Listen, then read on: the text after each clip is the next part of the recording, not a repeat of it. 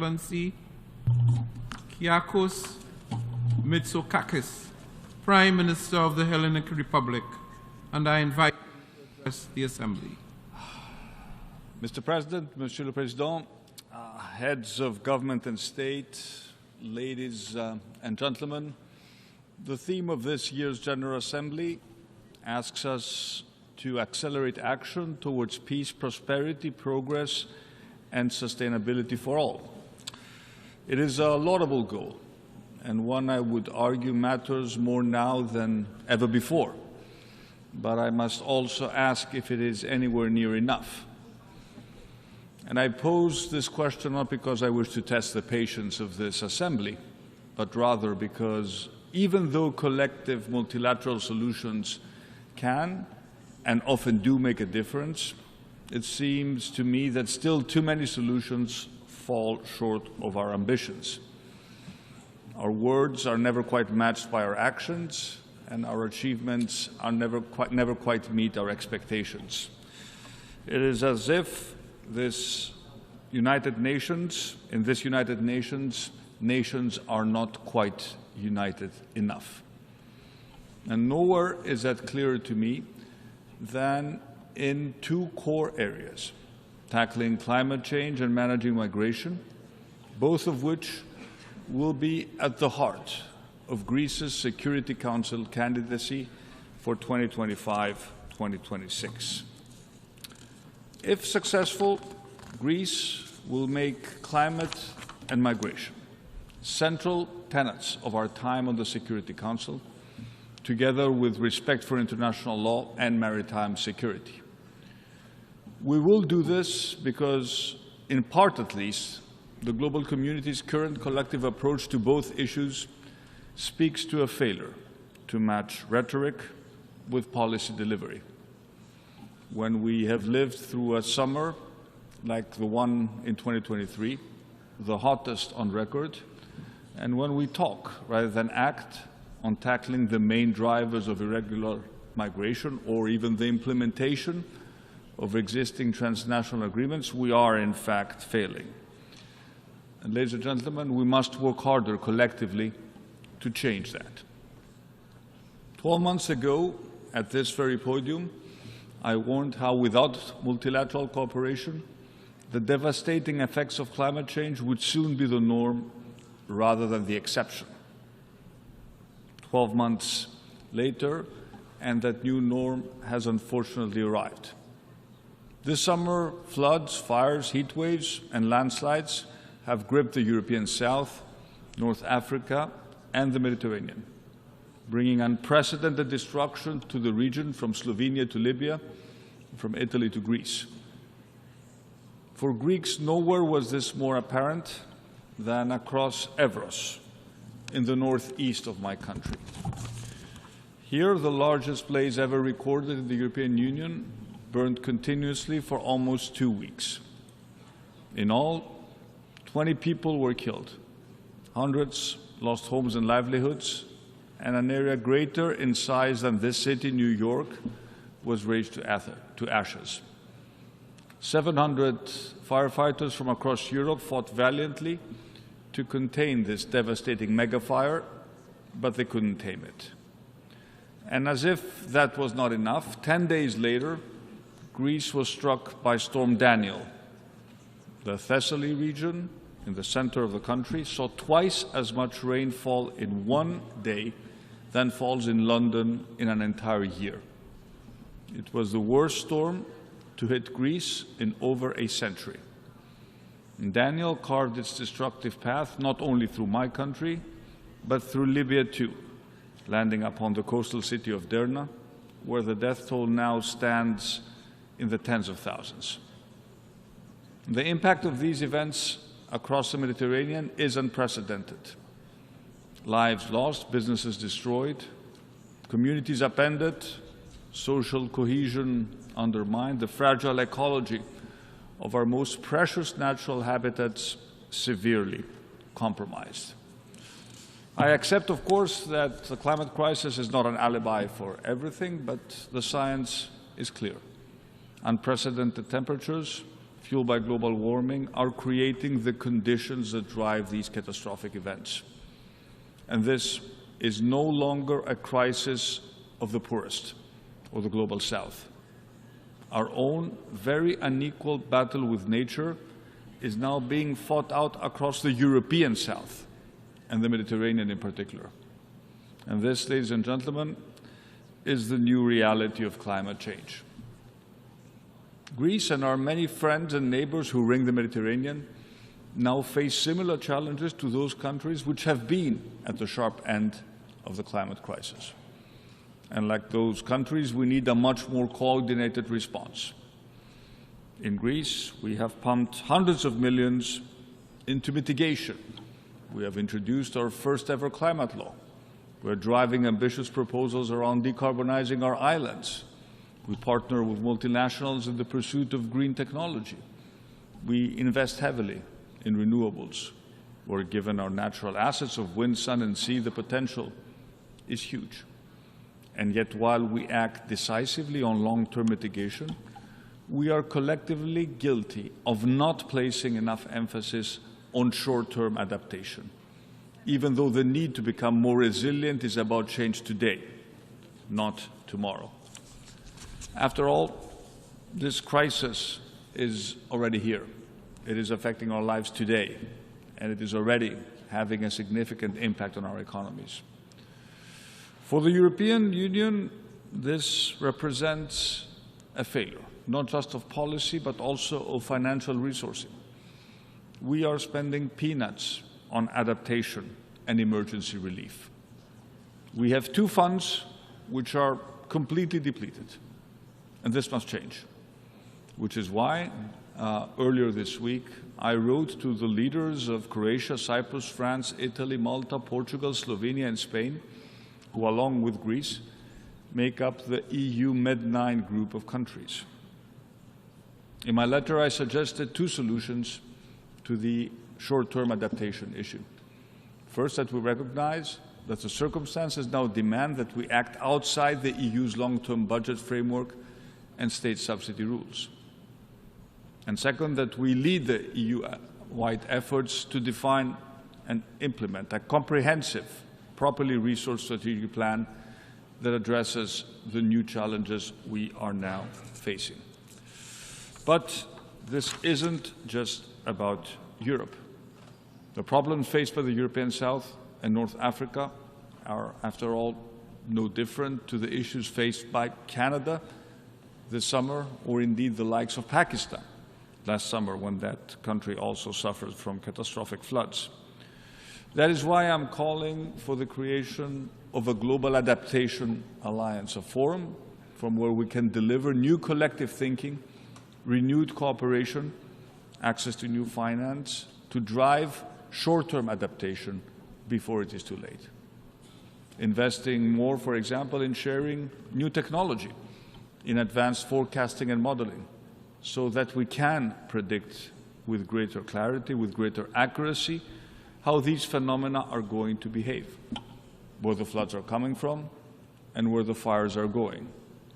We will therefore push for the inclusion of an adaptation alliance at the upcoming COP28 meeting in the United Arab Emirates, because only by working together can we make a real difference. Learning lessons from one another, but sharing best practices and solutions too. Take Greece's early warning emergency number, the 112 number. During devastating wildfires 5 years ago, it didn't exist. A whole seaside town was razed to the ground. More than 100 people perished. We learned from that mistake. We put it right. And this summer, the 112 number played a huge part in minimizing loss of life. What difference, I wonder, would such a number, an emergency number, have made in Maui during the devastating Hawaiian fires, or in Libya, for example? And it is exactly this sort of relatively cost-effective solutions that represent the type of technological adaptation we need globally going forward. A simple yet life-saving idea. And all of this is critical because at the end of the day, our number one obligation is the protection of human life. Monsieur le Président, ladies and gentlemen, let me turn to the second great challenge of our time, migration. My country is at the forefront of the global migration crisis. Greece has, over the last decade, provided shelter and protection to hundreds of thousands of refugees and asylum seekers. Our Coast Guard has gone above and beyond to save tens of thousands of lives at sea. And let me be clear, Greece will always be an open and welcoming country for those fleeing persecution and violence, as well as those economic migrants who, however, seek a new future by accessing legal pathways. After all, our economy is growing again. We're attracting significant foreign investment, and there are many job opportunities in my country. But we also need to fill these vacancies on our own terms, not those set by the criminal gangs. And that is why it is critical that the international community works together to establish a far more comprehensive and coordinated approach, one that addresses the root causes of migration, one that more effectively counters human trafficking and migrant smuggling, and fosters legal pathways to mobility. Take managing the root causes of migration. We must challenge the negative political, socioeconomic, and climate trends at source in the countries of origin, but also the countries of transit. And that means more tailor-made, innovative, multi-stakeholder partnerships to drive forward sustainable development and strengthen resilience, creating jobs and opportunities in the places of origin. No one wants to leave their homes and risk their lives finding work thousands of miles away.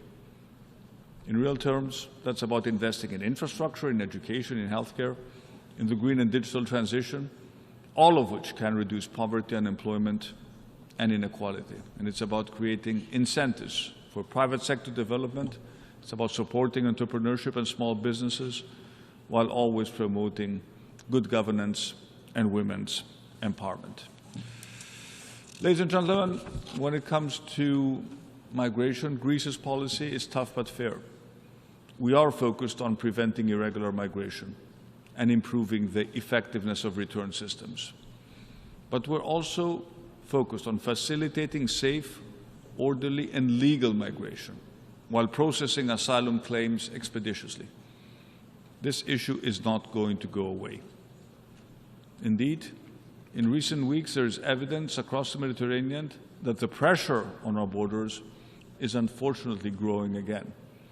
That is why preventing departures must be the starting point.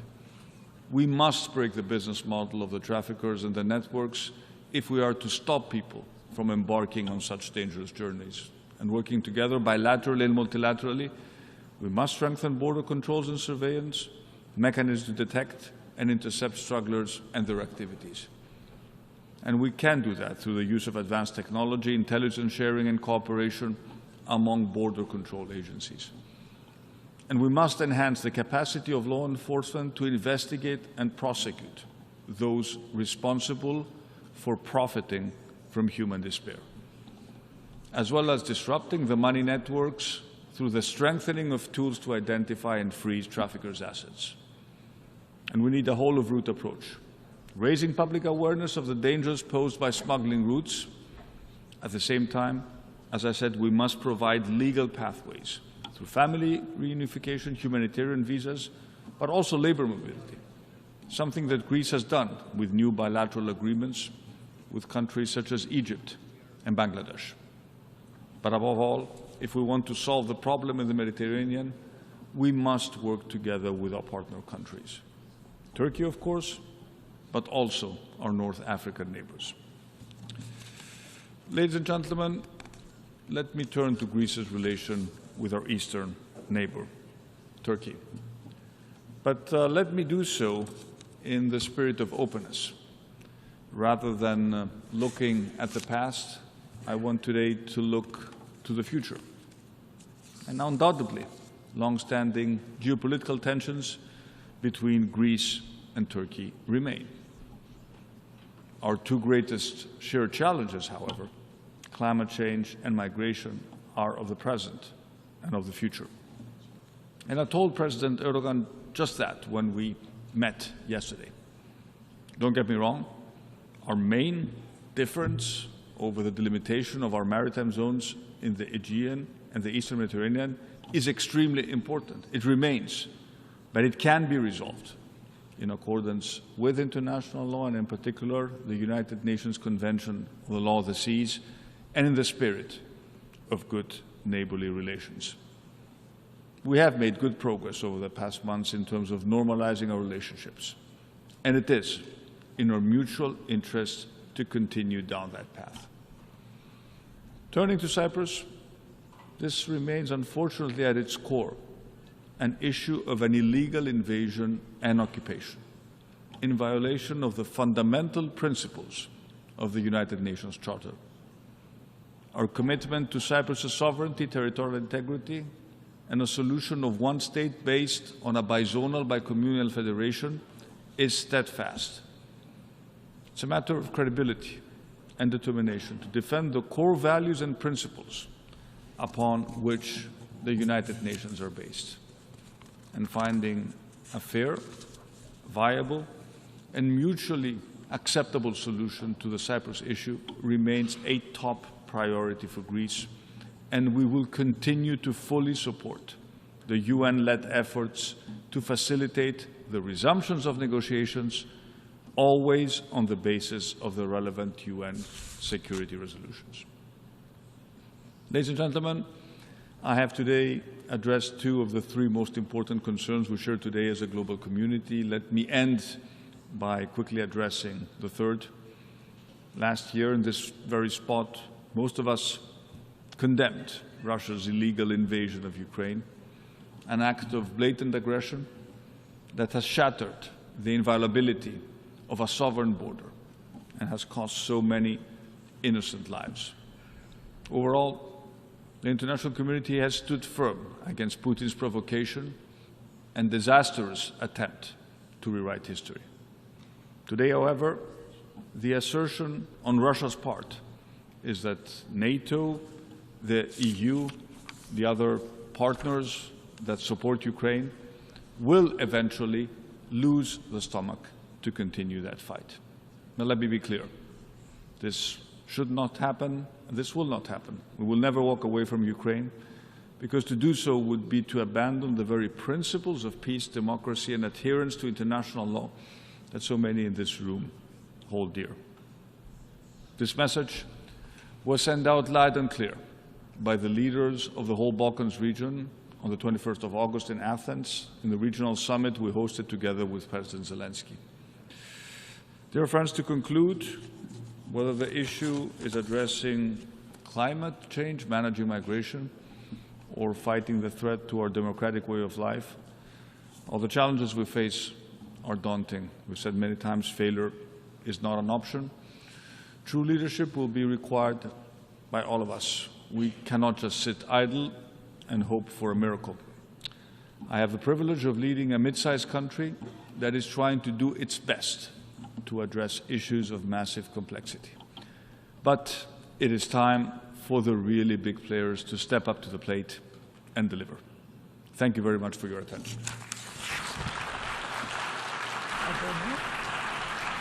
Au nom de l'Assemblée générale, je tiens à remercier le Premier ministre de la République hellénique de l'allocution qu'il vient de prononcer. Et je prie le protocole de bien vouloir accompagner son Excellence.